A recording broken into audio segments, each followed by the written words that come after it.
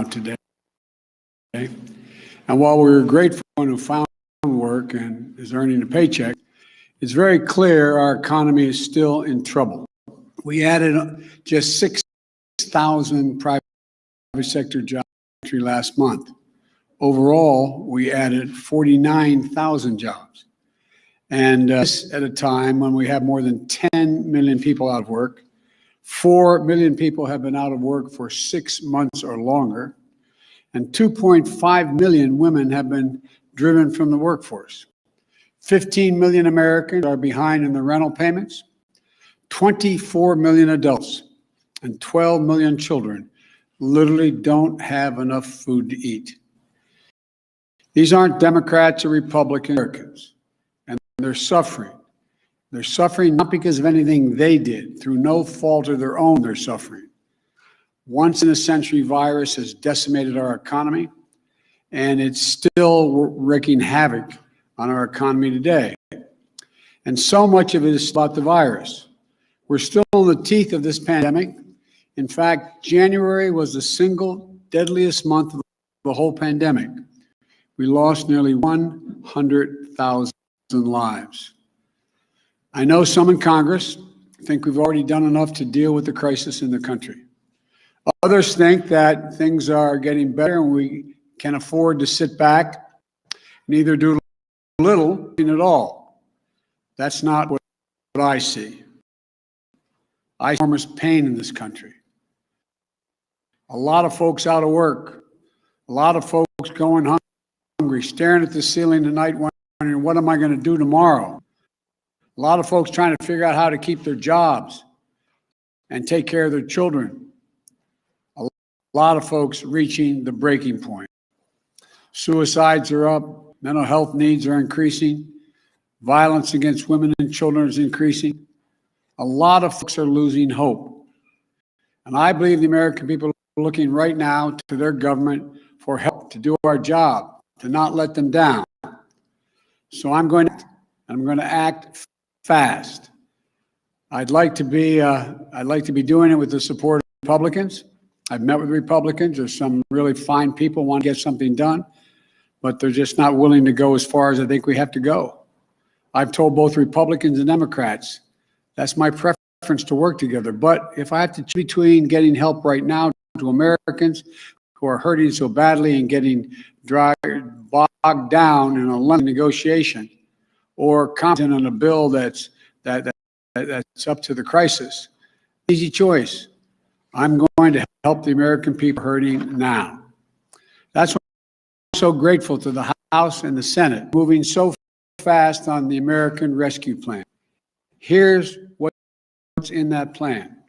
First, it puts $160 billion into our national COVID-19 strategy, which includes more money for manufacturing, distribution, and setting up of vaccine sites, everything that's needed to get the vaccines into people's arms.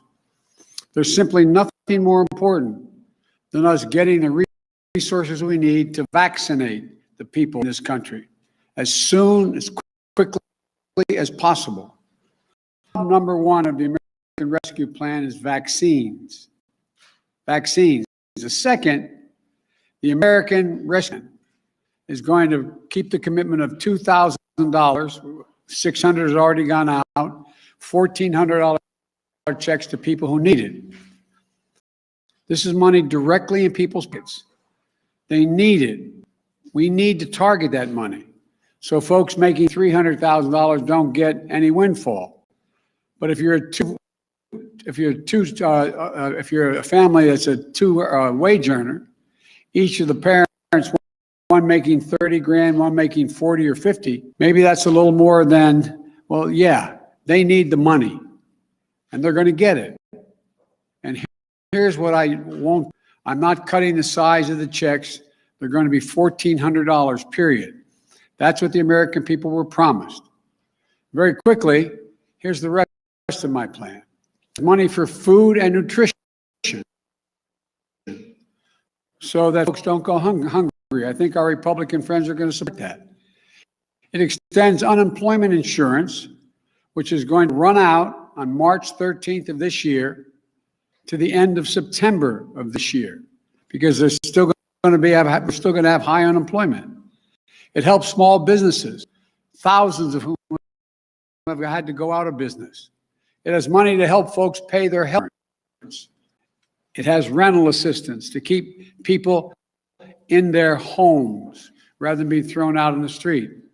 It's got money to help us open our schools safely, money for child care, paid leave. It gets needed resources in local government to prevent layoffs of essential personnel, firefighters, nurses, folks who are school teachers, sanitation workers. It raises the minimum wage. It's big and it's bold and a real answer to the crisis we're in. That's the thing. And I want to say it very clearly on this, be very clear on this point. It's better economics. It not only addresses the immediate crisis we're in, it's better for the long-term economic health of our nation and our competitiveness. My plan creates more jobs, creates more economic growth, and does more to make us competitive with the rest of the world than any other plan. Don't take my word for it. Just look at what leading economists across the nation have said and in the world and across the ocean have said.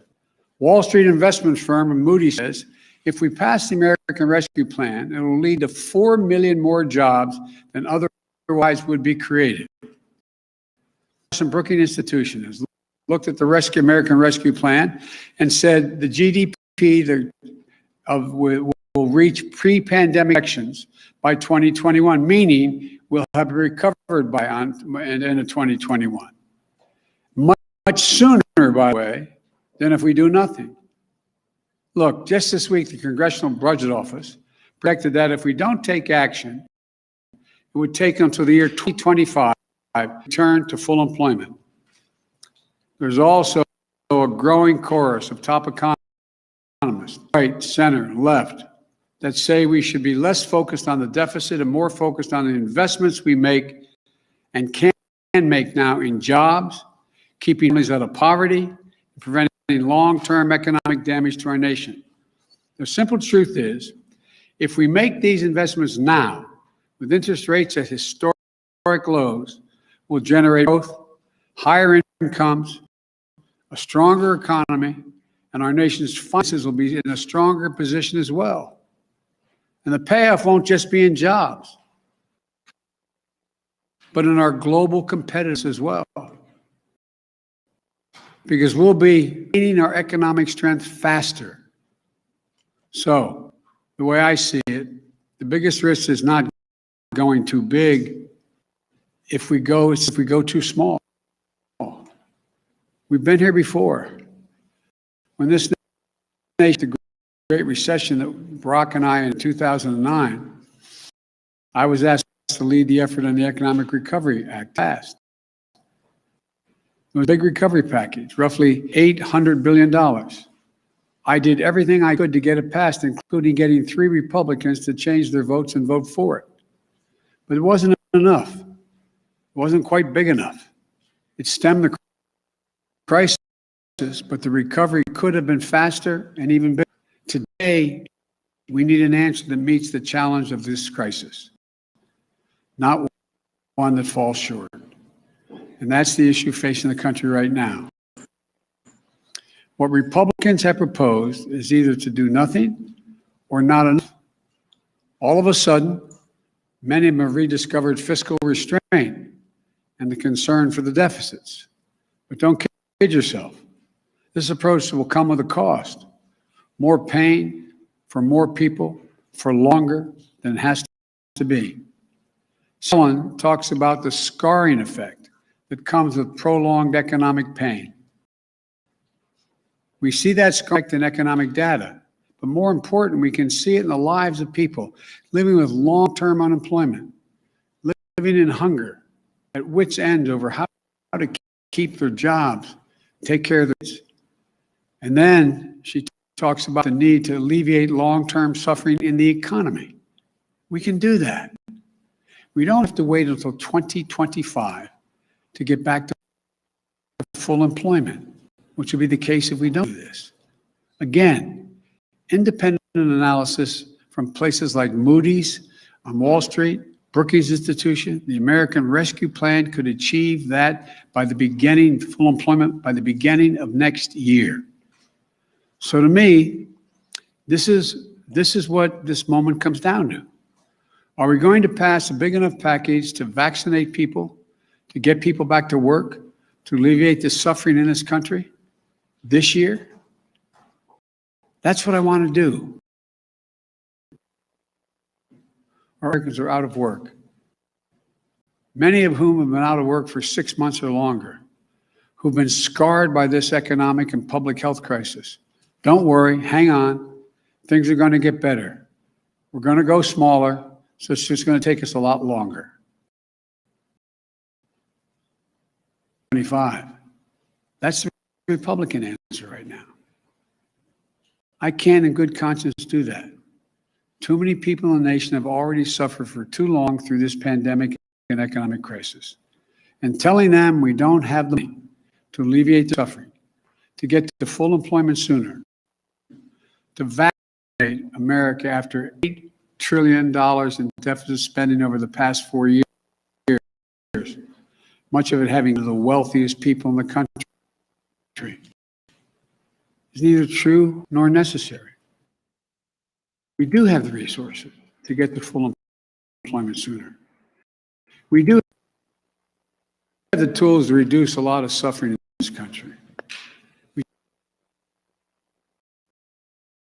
have to choose to use them. Time to act. We can reduce suffering in this country. We can put people back to work. We can control this virus. That's what the American Rescue Plan does. And that's what I hope we're going to be able to do in the near term. So may God bless you all. May God protect our troops. And I truly believe real help is on the way. Thank you all so very much.